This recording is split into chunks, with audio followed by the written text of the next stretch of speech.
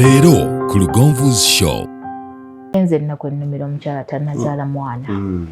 Ola nti nsasira nnyo maama atalina maanyi. Naye omukazi tannazaala mwana because osobola kuba na tolina maanyi naye ng'ozaala. Naye omukyala tannazaala mu bufumbo bumenya. Ogezaako okukolera omusajja buli kimu naye ng'era obulamu. Omwami ogenda mulabira bulungi nga mwagala bulungi mukola akasente mukalina nga bamulamu bagamba oyo atujjuliza ttooyi. Talina kyeri atuwadde. Gw'omwami ogamba naye mukyala wange mukyala mukakkamu, mukyala njagala, mukyala afa totunyumiza naye lwaki atuliira emmere. Eno shaba n'abajulidde abaana abatata n'abakuzaala muwale nnyo okugyamu embuto. Ojjamu olubuto olu.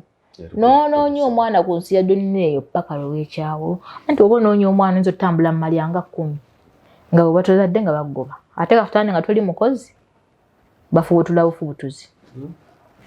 Ate kati oba okola ky'okuzaala kukulima kyala abasinga agamba kasita namuzaali ndi wano lw'abaana.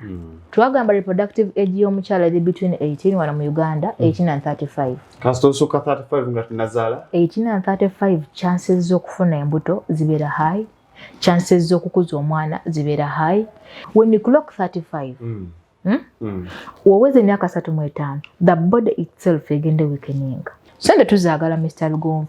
Now we must be calculative because at 45 menopause ebeekoze eki. Erumbi. Kati gonyinzo zaide kwa 38 ngate menopause yana mu 5. This age is one of the risky factors. Eyetera bana abaana abalina Down syndrome. Obotandise obanga off layer etandise okuleta amajama ki amakadde. Off layer oyojuguze ko ngena jirunda. Ogule off layer tojirunde kubiikire. Ate nga yafuuse denkadde. Oshitegera oyode ebise koye ate gojirese mundese enkoko bayisudde eringa off layer atenze embikira amaji. Era leto obuji bobuno otujitu tugula tutulenga butujitufu. Obanga tugonda. Kati njaga otegeeza abakyala official 35 obufuuse off layer. Yabuuziza nti omwami asobola okugira ennyo n'ayingira mu obuto ne luvaamu. The next topic. Naye nga kisoboka. Mu basajja nga nakuba cervix ne yeggula. Wangi maama omwana muyiwa. Yes. Lindirira